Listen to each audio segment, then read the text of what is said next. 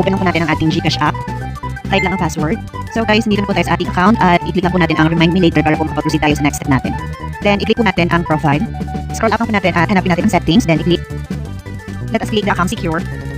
So guys, in here ay meron po tayong makikita ang instructions na kailangan muna natin i-register ang ating cellphone before po tayo mag-login ng GCash natin sa bagong phone, and also kailangan din natin i-register ang phone before tayo mag-uninstall ng ating GCash sa ating phone. And after mong gawin yan ay pwede na po kayong mag-register ng inyong GCash account sa new device or sa new cellphone na gusto nyo pong pag-login ng inyong account.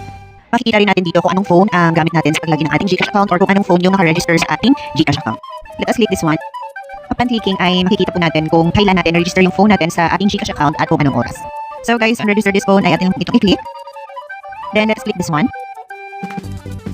So guys, para po ma-fully unregister yung phone natin ay kailangan po natin mag-take na selfie para po ma-verify yung identity natin. Let us click next. So ayan guys, successful po yung pag-register natin ng ating cellphone. It means ay pwede na po tayo